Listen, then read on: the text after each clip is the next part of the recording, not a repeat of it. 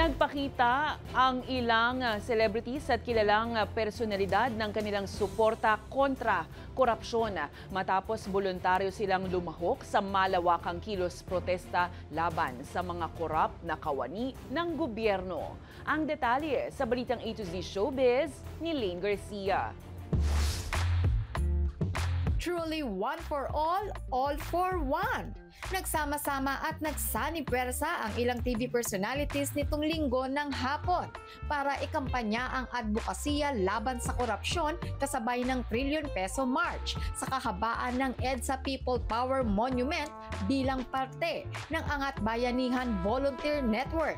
Sabay ang naturang marcha sa anibersaryo ng deklarasyon ng martial law ng dating Pangulo at Diktator na si Ferdinand Marcos Sr.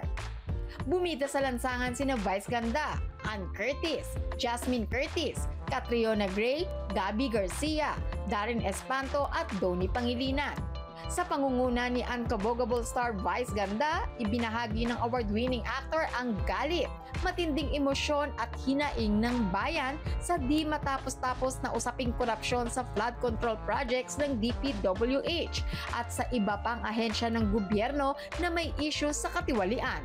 Walang mawawala sa atin kasi ubos na tayo.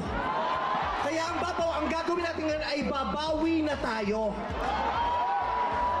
Ikulong ang mga magnanakaw.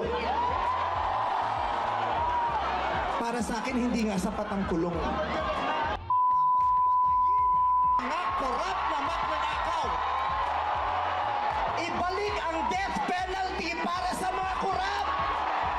Ilan lang sina Vice Ganda at Ann Curtis sa malalaking taxpayer sa showbiz industry sa panahon ngayon. Kaya naman lubos anya siyang nasasaktan na napupunta lang sa bulsa ng maraming nakaupo ang ibinabayad nila na sana'y naitulong sa kinabukasan ng marami sa bansa. Dagdag pa ni Vice, ang korap na politiko ay higit pa sa mamamatay tao. Ang korap na politician ay higit pa sa magnanakaw. Ang korap na politician, ang korupsyon ay higit pa sa terorismo. Ang mga terorista, namimili lamang ng lugar at panahon kung kailan aatake. Pero ang mga magnanakaw sa Pilipinas walang pinipiling araw. Araw-araw nila tayong ninanakawan. May matapang rin na hamon si Vice kay Pangulong Bongbong Marcos Jr. Hinahamon ka namin, Pangulong Bongbong Marcos, kung gusto mong magkaroon ng magandang legasiya, ang pangalan mo, ipakulong mo lahat ng magnanakaw.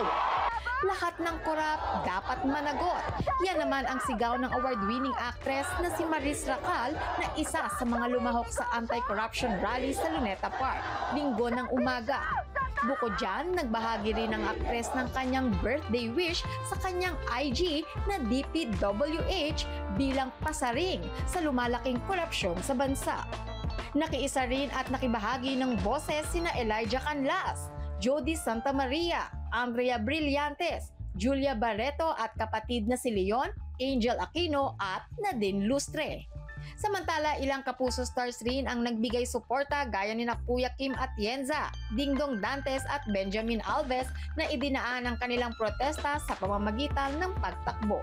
Kaya naman sa ating mga leader na nakaupo sa pwesto, huwag sanang gawing negosyo ang serbisyo sa publiko dahil kinabukasan ng mga Pilipino ang nakataya rito. Para sa balitang A to Z Showbiz, Lane Garcia.